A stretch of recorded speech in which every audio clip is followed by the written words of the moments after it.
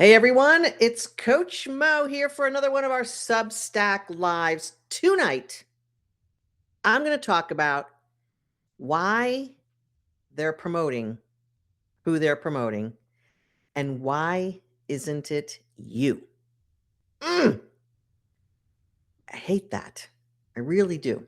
Please put in the chat who you are, where you're from. And I want to say this. Sometimes we're going to name the wound. And this is where we're going to talk about processing that. And every single week for the next 7 weeks, I'm doing a series right here, Substack Live, every Wednesday, 7 p.m. Eastern, leading up to my book launch. So that gives us 7 weeks. And today's major thing is the promotion went to her. You did the work. Here's the brutal truth. No one will say out loud. So before we end this, I'm going to give you some journal prompts, some reflections, and an affirmation, and we're going to start to heal the wound. So the first couple of weeks, we're going to do this. Then we're going to get into some empowering stuff, and then we're going to get into some really awesome soul-powered stuff. So these next 7 weeks is leading up to a big crescendo where you're going to have the manual of how to take care of your internal you every single day, Soul Code. It releases September 15th, 2026. And we're going to put a link to pre-order, and then send us your order, support@mofall.com, and we'll put you on the list for all the goodies. And those will start getting released immediately. So look, I know you've had those situations where you saw the email before you were ready to see it. Someone else's name in the subject line with the title you wanted, a role that you'd been not even quietly, but maybe quietly preparing for. You've been showing up for, staying late for, and in the time it took to read one paragraph, something inside of you went still and it didn't feel good. Maybe you smiled and typed congratulations. I know when this happened to me. The last time it happened to me, a woman who I admired in the organization got the VP of Ops promotion above me because they were grooming her for more. And she admitted to me, I'm not here to take your job. You can do whatever you want, whatever you need to do. She was very apologetic to me because she knew it really wasn't her job to get the promotion. Spoiler alert, she hired me years later to coach her team and vice presidents and that sort of thing. We've become very good friends. But at the time, I was like, what is she doing in my job? And I went around and asked all the leaders, like, what? And it wasn't like I needed to work a little harder because I had done all that. Maybe be a little bit more visible, proving myself just a little bit more wasn't really what was going to work. I needed something different. And you need to hear this because nobody in your organization is going to say it. You were not passed over because you were not ready. You were passed over because the game was being played around you and no one gave you the rule book. And in this particular case, when she got the promotion, there was another game going on that I was not privy to. I thought promotions went to people who got results and did good work. But guess what? After working with over 2,200 professional women across 12 years of coaching and my own personal brutal experience, although I worked my way up the ladder, I got slapped and pushed around a lot. This is a pattern I see over and over again. Women who get promoted are not always the most qualified. They're not always the hardest working. Let that sink in. As a matter of fact, right now, why don't you stop and think about, man or woman, think about the last person who got a promotion in your organization that you recall, and maybe identify like 3 adjectives. Be nice now, okay? Be nice. But these are not always the most experienced. The ones who get promoted are usually the ones who are impossible to overlook, not through performance alone, through presence, positioning, and something much deeper that I will spend the next 7 weeks unpacking for you. Here's the brutal truth that nobody in your HR department, your leadership development program, or your well meaning mentor is going to tell you. Hard work is the entry fee, it is not the winning strategy. Every woman in your organization is working hard. Most of them are overworking, and the organization is very happy to have that going on. And when you're overworking, you're over delivering. So if they promote you, there's a gap, sucking sound that's going to happen. Why would they want to invite that kind of problem? So when you think about yourself, are you working hard, putting in a little extra so they'll see you? You're going to think of a different strategy now, because most of the people who get promoted are being seen, and they are being seen as potential to do more, not that they're overladen with their current role. So working harder is not going to separate you from the pack. You're going to be blending in. It's going to keep you exactly where you are, exhausted and invisible, while someone else steps into the room you built. And I want to say a few things that I'm going to tee up for the next several sessions. Not only is overworking and being tired and exhausted a bad plan for a promotion, it's also a bad plan for life. And over the next couple of weeks, I'm going to explain to you the neurobiology that is also getting damaged when you're living this way. I've watched these types of promotional snafus happen to clients, myself, and my clients are brilliant. They're dedicated. They're respected by their peers. And one woman, one of my clients, was even stepping into her boss's role when she went on leave. And the team performed, and the deadlines were met, and everyone noticed. She thought when the boss returned, she would be recognized for what she had done. Guess what? Her position was eliminated months later. She was not fired for poor performance. She was removed because she'd become too visible in a way that threatened the wrong person. She did everything right and still lost. Not because she was not enough, because she did not understand the invisible dynamics operating around her. So I want you to hear this loud and clear from me. You can't outshine people who are above you. I mean, you can, but that's not a good idea. It's a good idea for you to be positioning yourself as ready for more, helpful, but not overworking yourself. Because this story breaks my heart every time, and I go back to feeling it for myself.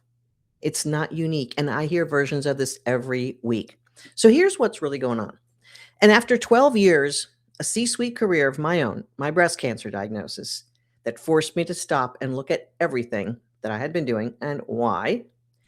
The reason why so many high achieving women plateau, get passed over, and quietly shrink, their ambitions is not a skill problem. It's not as much like working hard and being good at your job. It's an internal sense of self problem. Like if strategy alone would fix it, I would have had every single person I ever talked to get a promotion. It's often a visibility problem, but what's really part of that visibility is an internal sense of self. It's the soul not being vibrant enough. It's almost like when you're working too hard and you're too in the weeds, you are invisible because it's as if your energy is not radiating out. And there's a version of you that knows exactly how to walk into any room and be completely, undeniably yourself. A version that does not apologize for your accomplishments, and we're going to talk more about that next week. A version of you that does not shrink in the presence of power, does not wait to be chosen. That woman needs to be amplified. that version of you has been buried. And it may not dawn on you that that's what's going on. It didn't dawn on me that's what was going on.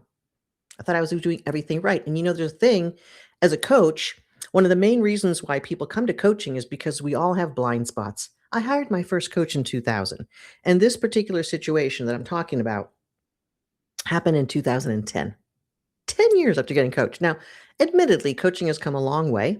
And now people with lots of experience in the real world are now coaches like myself, versus the coaches I had were sort of theoretical and like maybe a little bit more therapy-ish. Anyway, there's a version of you that has been buried. Years of being told to be polite, a team player, and not to make a fuss. I've actually been told to not talk in certain meetings and not say too much. Under the accumulated weight of being overlooked, underpaid, and underestimated, you have quietly conditioned yourself to not really feel that you were the one. And that felt right because you didn't feel like you were the one anyway. If you just worked hard enough, did enough, gave enough, it would eventually be your turn. This is not the way it works, okay? It will not be your turn until you get clear with yourself that it is your turn. And not just your turn, but that you are the version of you that can take on that thing. So many women are also a bit reluctant to take on a bigger role because they think it's going to swallow them whole or that it'll incapacitate them from having a life. And I'm going to say this in my Soul Code book, which is not a self-help book. It's not another productivity framework.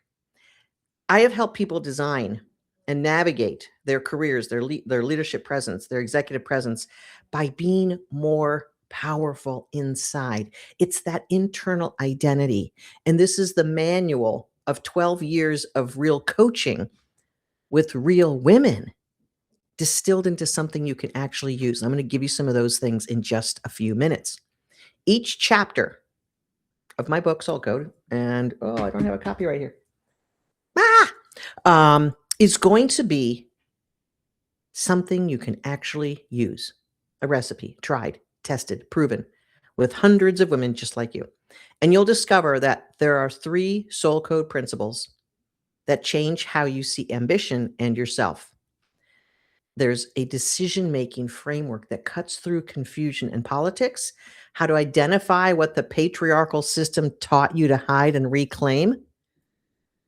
I didn't realize that it was the system that was causing me to contort and work harder and expect something, even if I wasn't basically showing up as that VP level person. So there's practices that you must engage in for yourself to connect to the version of yourself that the world is expecting you to be in that new position. Not this performance version, which is always a bit contrived. You have to make a shift from inside and get honest about who you are, the power you have, and your ability to handle more. Your ability to handle more. Now let that sit, because so many women who are passed over for promotions are so busy working so damn hard that their subconscious is thinking, I can't possibly have a bigger job because I can't handle this one. Let that sink in. Because this week we are naming the wound, because you cannot heal what you cannot look at, and you cannot rise above a ceiling you don't even know exists. So if you're achieving what you think is the best outcomes and results, and you feel like you've done everything right, I'm here to tell you, those are not the pieces that get you visible and promoted. The pieces that get you visible and promoted is someone who can tackle delegation, decisions, and visibility. You got to be able to be seen as someone who's doing tough things, someone who is delegating and getting stuff done through other people. You have to be seen that way. And therefore, you have to do that. So Here's the things I want you to really take stock of. And I've got a little graphic I'm going to share with you. Can I share it? Let's see if I can share my screen. It's a little tricky here.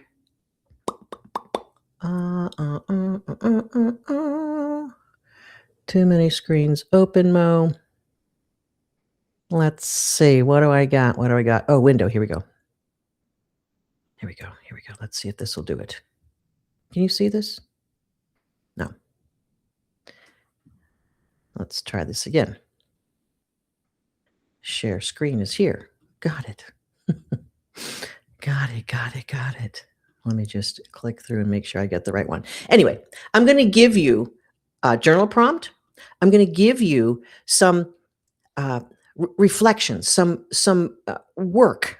Okay, I'm going to give you some work to do so that you can process what I'm saying to you, and you can look at yourself and you can identify where some of these gaps have been getting you, because there's gaps getting you. If you're not being promoted in the job or jobs that you know that you should be getting, you got an issue that's got to be solved. And I want every woman to be at the top of their game, making the money, having the role that you know that you should and could have, because it's important for your soul to be fully expressed. All right, I can't get this to share, so we will just go to the next thing, which is the journal prompt. So I want you to know that in each of the next sessions, and probably forever, as I'm doing my Substack lives or wherever else I'm going to be live, I want to give you things to engage this topic for yourself so that you can advance. And I'm going to have my team post this graphic for exactly what we're talking about here. This is technically week 1. The promotion went to her. So I want you to write down the last 3 times you were either passed over, overlooked, or invisible at work. Not to dwell on it, but to witness it, to sort of be your own lens, because you can't heal what you can't look at or what you won't look at. And then I want you to journal about that for a little bit and just get a handle on what that scene was like and who you were, and maybe what you learned from it. Number 2, I want you to find one woman in your network who you know is playing smaller than she is built for, and send her this video or the blog that I'm going to put out tomorrow. That is the write-up of this. No explanation needed. Just say, I thought of you. And there's a place that you can share this and just send it to her and say, I thought of you. Then I want you to block 30 minutes this week. Sit quietly and ask yourself one question. What would I do differently if I actually believed I was the most qualified person in the room? Like, just take stock with that, like being the most qualified person in the room. And I want to say this to you as a woman, you know that being qualified is you thinking you've done the hard work and gotten the results. Being qualified in the room is not someone who's overwhelmed and overworked. It's someone who's got time on their plate, who's shown that they can delegate and do work through other people, and who has shown they know how to talk about their achievements. That's what it means to believe that you are the most qualified person in the room for the next role. Okay? It's a shift, and it might cause your brain to go, what? It's a shift. Here's a journal prompt for you. Think about the moment that you first learned to make yourself smaller at work. Or even, I know I learned how to be smaller at school and with playing sports with boys. How old were you? What happened? And what did you decide about yourself in that moment?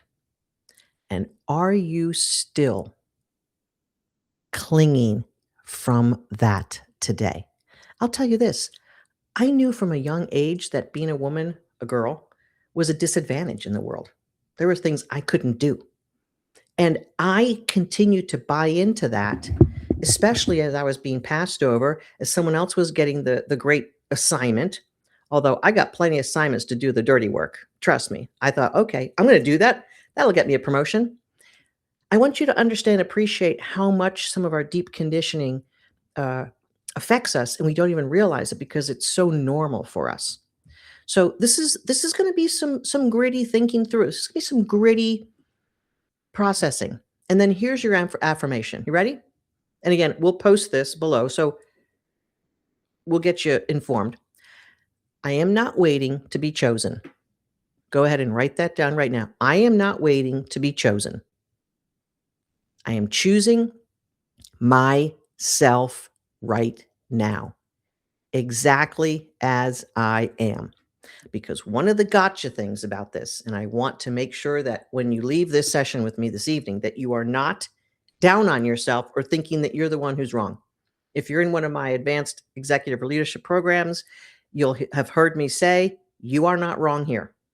The system is cooked in against your favor. You never were given a rule book, but I want you to choose yourself, and I want you to love yourself exactly as you are and learn this lesson. Don't make yourself wrong. Don't hate on yourself. Don't wish things were different, because all that energy is going out to what you don't have. And that is an energy leak that's just going to dry you up. So come on back, choose yourself, be whole in this moment, because you know what? You're here getting this little wake up call from Coach Mo. And I'm loving on you because I've got help for you.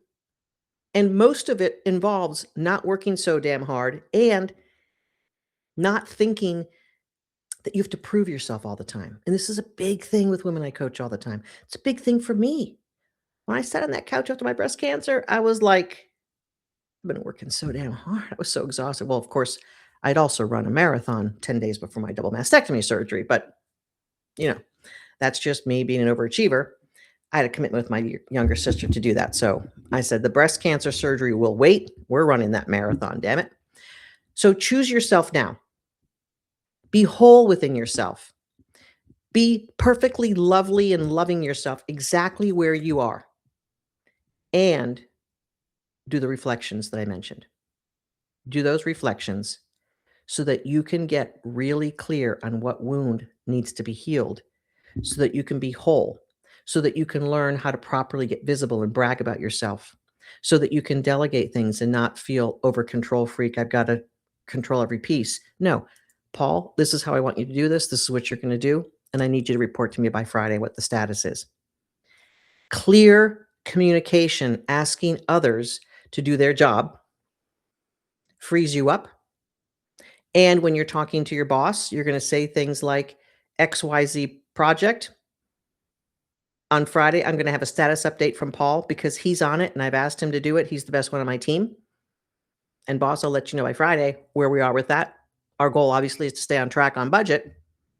I know Paul's got it. So you're talking positive about Paul. You're showing your boss that you've delegated and you're on top of it. And that shows that you can do more. That shows that you can manage other people and make tough decisions and hold people accountable. That's what they want. They don't want just someone who works hard. Okay? So all the stuff you learn how to prove yourself by working harder, erase, delete, replace. This is the takeaways from tonight. You're not wrong. You're right. I love you. Stop working so damn hard. Delegate, be visible, and think more of yourself. Feel more of yourself. Okay? That's what we got for you tonight. Substack Live, Coach Mo, Wednesday, 7 p.m. Eastern. There's a link below to pre-order my book, Soul Code, that's going to help you a lot. We're going to talk about leading up to that for the next 7 weeks. This is week 1, the promotion that went to her. That still stings me a little bit, but I know the pain and I know how to get out of it. Next week, we're going to talk about being able to be in your accomplishments without apologizing. No more small. We're going to get ourselves big. We're going to rise above. Soul first. Okay? Soul first. That internal sense of self must be the first thing you attend to. Love yourself. Be whole exactly where you are today. And I'll see you next week. If you're on this Substack Live, you're a subscriber. That's cool.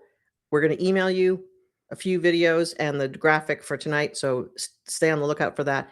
And don't forget to share this with someone you care about to let her know you're thinking about her, because sometimes she got hurt from not being promoted. All women need to hear this. See you next time. It's Coach Mo. Follow me everywhere on socials. Be here for Substack and pre-order my book, thesoulcode.com.